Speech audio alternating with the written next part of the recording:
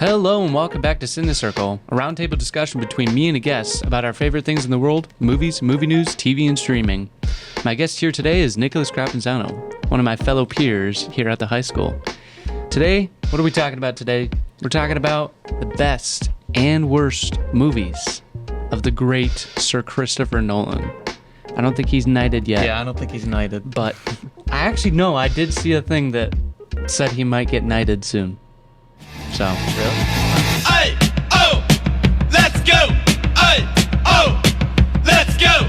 Hey, oh, let's go. Hey, oh, let's go. I will tell you that this category was difficult because it was hard to choose my favorite movie, and then it was hard to find a movie where I could say that that was his worst movie, because truly his filmography is just filled with certified, scientifically proven bangers. Yeah, it took me 5 seconds.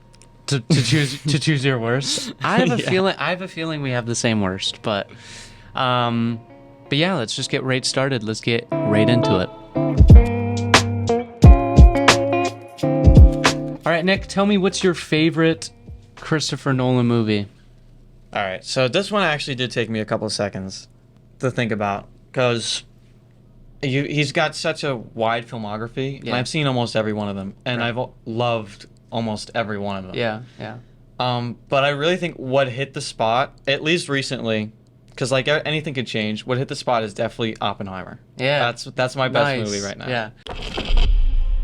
This is a national emergency. Detonator charge.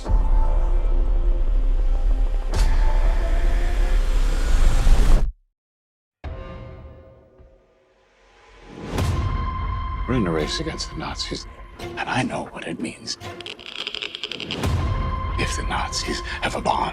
Let's go recruit some scientists. 8, 7, 6, 5, 4, 3, 2, 1. I think that would have been my second choice, to be completely honest.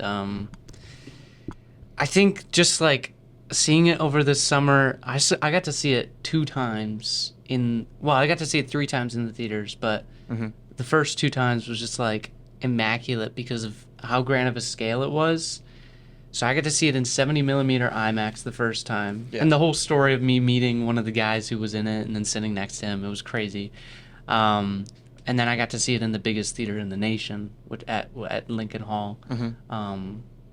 And it's just a huge spectacle. Like, what makes this his best movie, though? Like, what makes this stand out?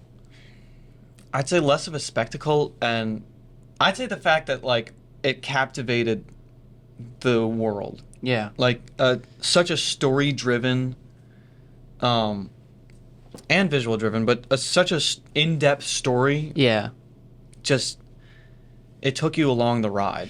Yeah, because Robert Oppenheimer, like, as a person, it's just insane to think about, like, because you think about the historical event, but then you think about him on a microscopic level, like him, what he had to deal with, being the sole creator of something that wiped out That millions. changed the world forever. Yeah, and not just that initial event of Hiroshima, but also everything that came after, of like opening this world to what it can be now, and that's the whole ending with the world on fire at the end. Just like how insane this character is.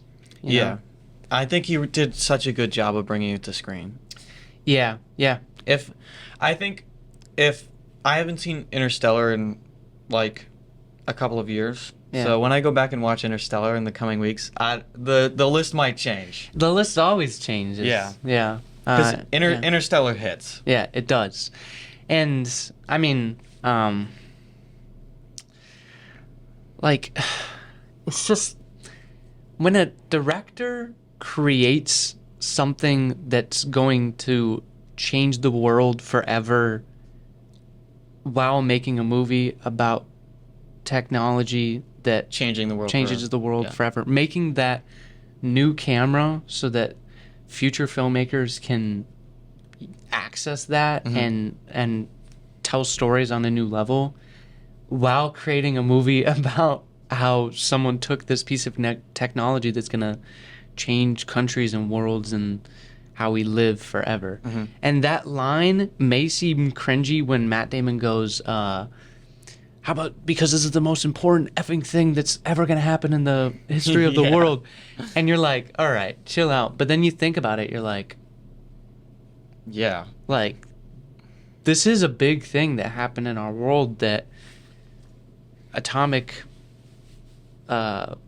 technology was brought to us. I mean, and that feeds into what you're talking about on your podcast with audio or with Engineering Undone. Yeah. Take a listen to it. But like, New episode this week that's kind of related to Oppenheimer. yeah, which is cool that I got to get you on for this, and you chose that. All right, my pick for his worst movie, and it's hard to say worst because this movie is still, Like miles above anything else. Yeah, I mean, miles above any of the Marvel movies that have been coming out lately. Like, it makes you think, and it makes you. That's what he can promise whenever he makes a movie, is just makes you think. So this movie came out in 2020. It had problems due to releasing with Warner Brothers. It led to a fallout with him and Warner Brothers, and ultimately led to him leaving Warner Brothers and going with Universal, where he created Oppenheimer. And that movie is none other than Tenet. All I have for you is a word. Tenet. It'll open the right doors, some of the wrong ones too.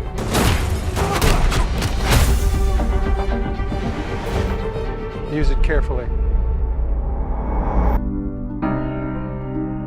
To do what I do, I need some idea of the threat we face. As I understand it, we're trying to prevent World War III.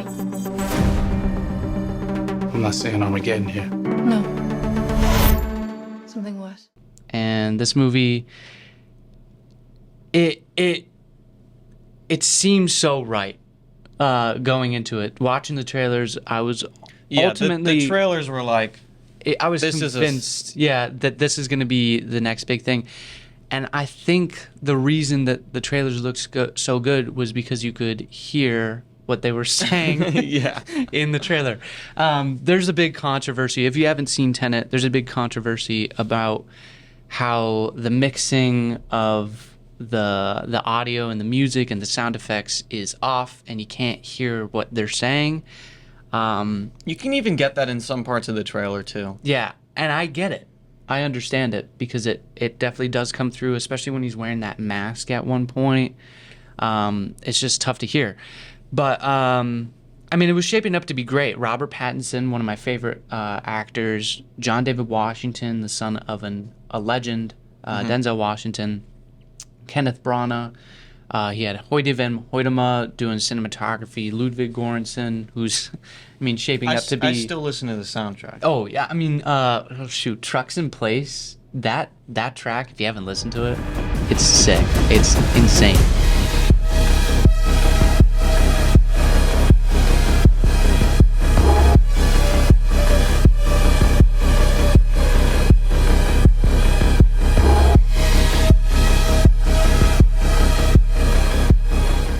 And there's a lot of things that came, like visual things and storytelling things that were advanced in this movie, but I think what made it not my favorite was that, it was too confusing. Like, I'm all for not treating your audience like an idiot, and he does a good job of that, but I think he took it to a point where he's like, my audience is, like... Harvard students, and and you could see it. Like I remember watching like behind the scenes of The Dark Knight Rises, and originally like Bane's mask created a similar effect where like whatever Bane was saying was like inaudible. Whatever Tom Hardy was saying was inaudible, and then they went And then Christopher Nolan like realized that like that didn't work. Yeah. You know, because he's always been a fan of using like sound and natural noise and doing stuff like that. But with Bane, he realized that it didn't work with Tom Hardy, and so they went and redid the lines. And even then, like you watch The Dark Knight Rises, and at some points you're like you can't hear it. What did he? Because he's just going. He's like, you think darkness is around? I was born in the dark. in it. Like, yeah. But for a whole movie like that, just like straining your ears, like that's not a good combination. I think it was a creative choice that it didn't work. He tried to back it up in interviews after, saying, well, in the real world, you can't hear what people are saying. And I'm like, but we didn't come to the theater to watch the real world. We came to watch. So a lot of the cool things out of that movie, like how they decided to, because the whole movie's about time inversion and how you can manipulate time. I mean, he likes to do that in a lot of his movies, which is one thing I love about him. And I love how he took it to like to new heights, I think. Yeah, I mean, he decided not to do any CGI for the reverse stuff. So they had to figure out how they were going to do that. And they had to choreograph things to make it look like they were going backwards. Yeah. And he does use some CGI, but in ways that like are being creative instead of using it as a crutch. A crutch, yeah. Which is one thing I love about him. But I think this movie just failed in a lot of areas, and I don't think it came out on top. So that's my pick for Christopher Nolan's least best movie. Really? Yeah. Okay. Yes, I was gonna say that. He OD'd, so he couldn't make it to the Oscars that night.